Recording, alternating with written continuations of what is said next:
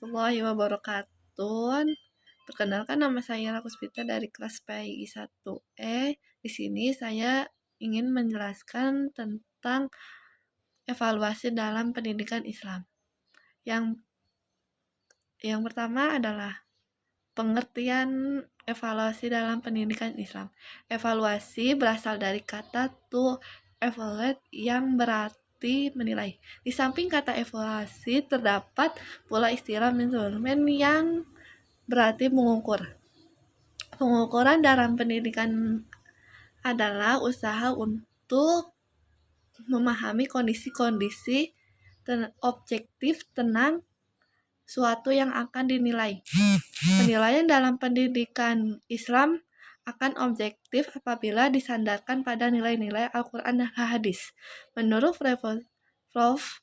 Dr. Andes Haji Ramayulis, evaluasi dalam pendidikan Islam merupakan suatu kegiatan untuk menentukan taraf kemajuan suatu pekerjaan di dalam pendidikan Islam.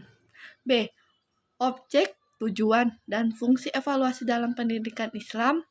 Salah satu cara untuk mengetahui objek dari evaluasi pendidikan adalah dengan jalan menyorotinya dari 3 aspek, yaitu input, transformasi, output. 1. Input.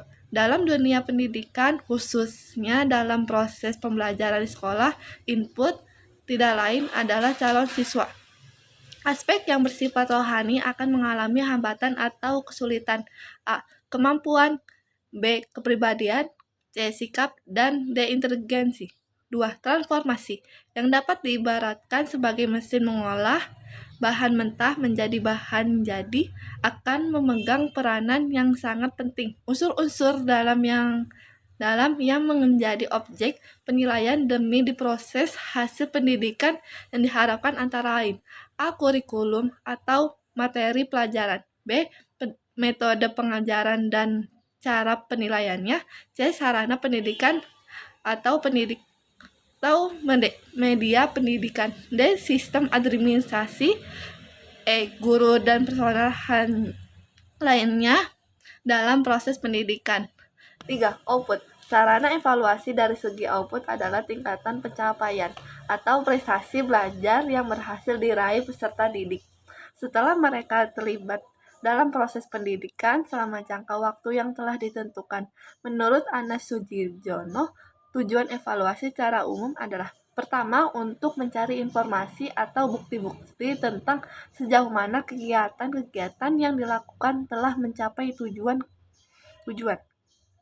Kedua, untuk mengetahui sejauh mana efektivitas cara dan proses yang ditempuh untuk mencapai tujuan tersebut. Adapun fungsi evaluasi menurut Abudin Hatta: 1. Mengetahui tercapai tidaknya tujuan. 3. Memberi umpan balik bagi guru dalam melakukan proses pelajaran. 3. Untuk menentukan kemajuan belajar. 4. Untuk mengenal peserta didik yang mengalami kesulitan. 5. Untuk menempatkan murid dalam situasi belajar yang tepat. 6. Bagi peserta didik untuk mengatur proses pembelajaran. C. Adapun prinsip-prinsip dalam evaluasi dalam pendidikan Islam antara lain adalah: 1. Adanya jenis penilaian yang digunakan yang memungkinkan adanya kesempatan terbukti dan maksimal bagi peserta didik, menunjukkan kemampuan hasil belajar mereka. 2. Setiap guru harus mampu melaksanakan prosedur penilaian dan pencatatan secara tepat prestasi dan kemampuan serta hasil belajar yang dicapai peserta didik. Sekian dari Rakuspita.